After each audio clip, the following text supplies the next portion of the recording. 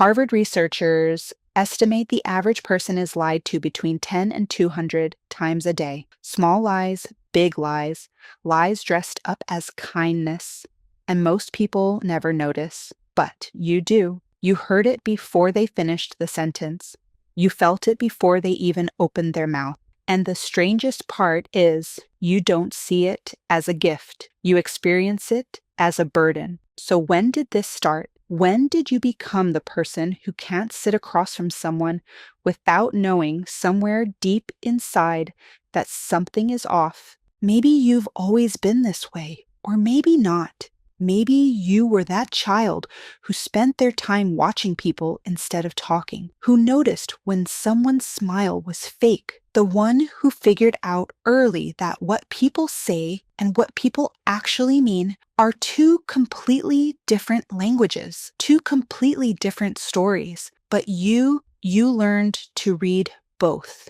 You became fluent in a way that no one else but you can hear and understand. Psychologists have a name for what happens in your brain when you do this. Dr. Paul Ekman spent decades studying what he called micro-expressions, involuntary flickers of emotion that cross a human face in less than a fifth of a second. Disgust, fear, contempt, gone before the conscious mind even registers them. Most people miss them entirely, but your brain doesn't. It never does. It catches them, catalogs them, and sends up a signal so quiet, so subtle, that most people would ignore it entirely. You've learned not to, and this is where it gets deeper. More interesting, because the reason you develop this ability is rarely random. A 2019 study published in the journal Psychological Science found that people who grew up in unpredictable environments, homes where moods shifted without warning, where love was conditional, where the truth was flexible, developed significantly faster threat detection skills. In simple terms, your brain built a lie detector because it had to, not because you were born suspicious, because at some point in your life, living inside a lie cost you something. Maybe your sense of safety, maybe your trust in someone you loved, maybe entire years. So your nervous system made a deal with you. It said never again, and it got to work. Quick side note, I recently launched this channel to explore human psychology, behavior, and the hidden mechanisms behind social interactions. We're still at the very beginning, so every subscription really means a lot. If this kind of content helps you better understand people and the way the human mind works, consider subscribing. It really helps me continue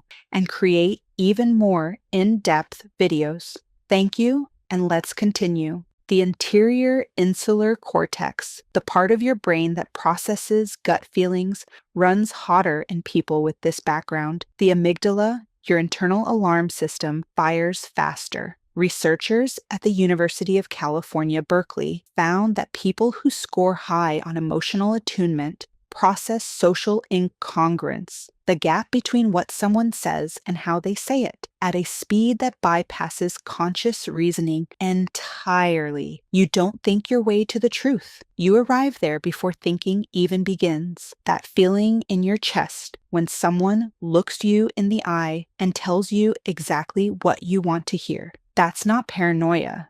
That is precision. But this is where things get complicated, because this gift is not without consequence. Those signals, you cannot turn them off. When you're having a good time with family and suddenly a conversation pulls all your attention, there's still the other half of you scanning, watching, waiting, even when you replay a conversation later and catch the one word that didn't fit, the one pause that lasted a second too long. It's draining. People think you're on guard. They say you're too skeptical, too intense, too hard to get close to. What they don't understand is that you're not choosing to analyze them. You're just receiving. The signal comes, whether you ask for it or not, and sometimes you wish you could unhear it. There's a term in cognitive psychology called hypervigilant social processing. It describes exactly this. a mind that learned to scan for inconsistency so thoroughly, so completely, that it never fully powers down in social situations. The same neural architecture that protects you from manipulation is the same one that makes ordinary natural interactions difficult, that makes it hard to fully trust even those who have never given you a reason not to. The protection and the isolation, they come from the same source. And there's something nobody tells you about what it feels like to live this way every single day. You don't watch films the same way. You don't read the news the same way. You witness a conversation between two strangers at a restaurant, and you see things neither of them sees in themselves. The lie one of them is telling themselves to stay in the relationship. It's not curiosity, it's automatic. Your brain is constantly processing what others filter out effortlessly. And sometimes the hardest thing isn't seeing, it's knowing what to do with what you see. There's also a particular kind of loneliness that comes with this. Not the loneliness of being alone, the loneliness of being in a room full of people and knowing things you were never invited to know. You smile, you nod, you play along because you've learned that telling the truth about what you perceive doesn't bring you closer to people. It makes them uncomfortable. Some people even resent you for it. So you keep it to yourself, and that distance between what you see and what you say, that's where the exhaustion really sets in. So how do you know when your instincts are protecting you and when they're keeping you from something real? Here's the distinction that matters. Healthy discernment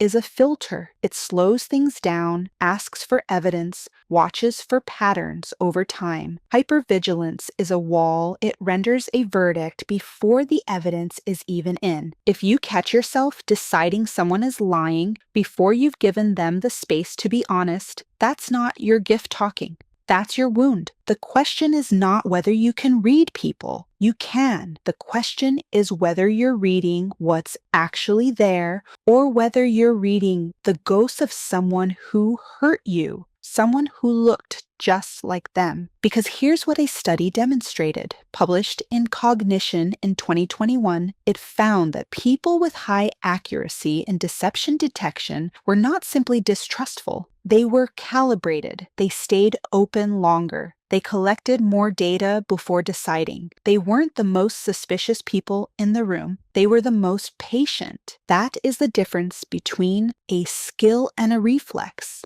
And that patience, it doesn't come naturally, it's learned because your brain wants to move fast. It was trained to reach conclusions before the situation became dangerous. So slowing down is a deliberate act, a conscious choice. It's choosing to let someone exist in all their complexity rather than reducing them to what you detected in 20 seconds. That's not naivety. That's emotional intelligence. That's mastery. And the people who have developed this ability at the highest level don't use it to close doors. They use it to know which ones deserve to be opened. You've often been told you feel too much, that you see too much, that you read too much into things. But the truth is more nuanced than that. You built a finely tuned instrument out of experience. The work now is not to dismantle it. It's learning when to use it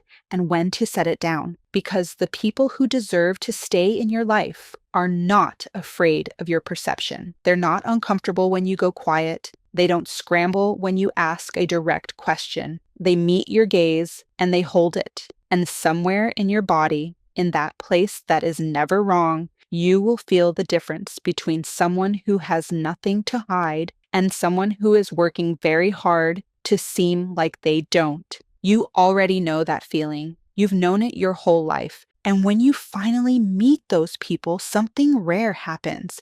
You relax, not because you decided to trust, but because your system, the one that never stops, the one that scans and compares and checks, goes quiet. Not because it lowered its guard, because it found nothing. And that silence, That absence of alarm, that is the deepest form of peace you will ever know. The Harvard study of adult development, the longest study ever conducted on human happiness, concluded that the quality of our relationships is the single greatest indicator of how well we age, how long we live, how deeply we feel at peace. Not the number of people, the quality. And you, with everything your nervous system has been through, with every lie absorbed before you even had words for it, you understand quality in ways most people never will. You don't need a full room. You need a real one. So if your circle is small, but free of performance, free of noise, free of people who make you feel like you're always decoding, you are not broken. You are built. If this felt like something you've never heard said out loud before, leave a comment. I read every single one. Trust what you know.